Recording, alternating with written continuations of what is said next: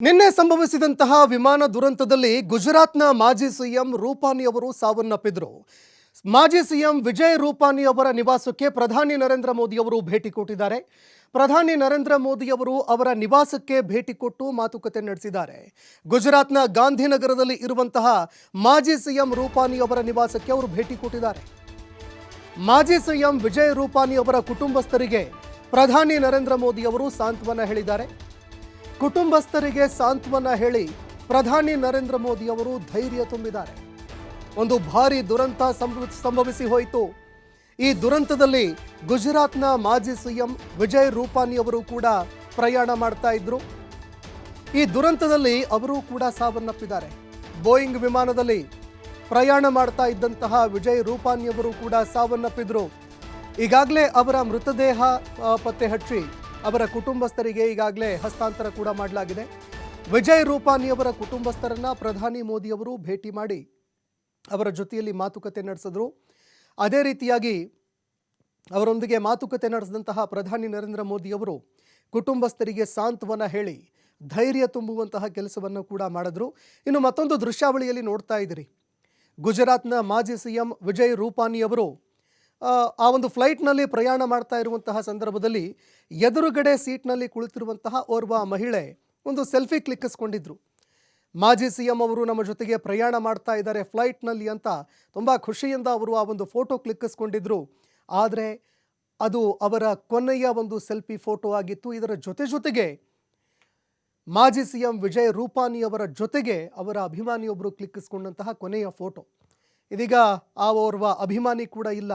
ಮತ್ತೊಂದೆಡೆ ಮಾಜಿ ಸಿಎಂ ವಿಜಯ್ ರೂಪಾನಿ ಅವರು ಕೂಡ ಈ ಒಂದು ದುರಂತದಲ್ಲಿ ಸಾವನ್ನಪ್ಪಿದ್ದಾರೆ. ಮತ್ತೊಂದೆಡೆ ಇದಕ್ಕೆ ಸಂಬಂಧಪಟ್ಟಂತೆ ಪ್ರಧಾನಿ ನರೇಂದ್ರ ಮೋದಿ ಅವರು ಅವರ ನಿವಾಸಕ್ಕೆ ಭೇಟಿ ಕೊಟ್ಟಿದ್ದರು.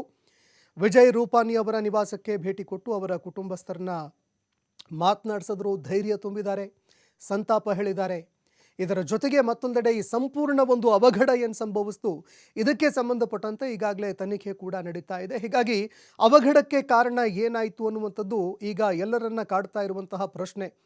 ಇನ್ನು ವಿಜಯ್ ರೂಪಾನಿ ಅವರು RSSನ ಮೂಲದಿಂದ ಬಂದಂಥವರು, ತಳಮಟ್ಟದಿಂದ ಕಾರ್ಯಕರ್ತರಾಗಿ ಅವರು BJP ಪಕ್ಷದಲ್ಲಿ ಗುರುತಿಸಿಕೊಂಡವರು.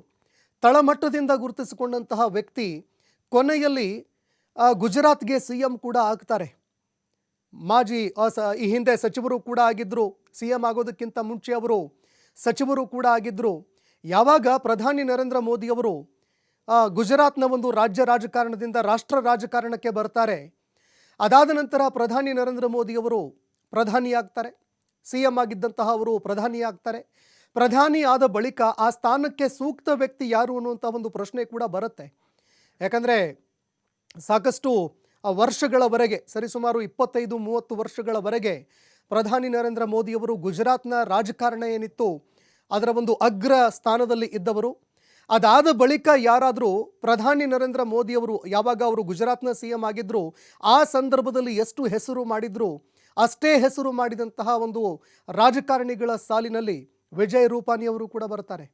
ಹೀಗಾಗಿ ವಿಜಯ್ ರೂಪಾನಿ ಅವರ ಈ ಒಂದು ಸಾವು ಇವತ್ತು ಇಡೀ ಗುಜರಾತ್ನ ಜನತೆಗೆ ಒಂದು ರೀತಿ ಸೂತಕದ ವಾತಾವರಣದಂತೆ ನಿರ್ಮಾಣ ಆಗಿರುವಂಥದ್ದು. ಪ್ರತಿಯೊಬ್ಬರೂ ಕೂಡ ಇವತ್ತು ಕಂಬನಿ ಮಿಡಿತಾ ಇದ್ದಾರೆ.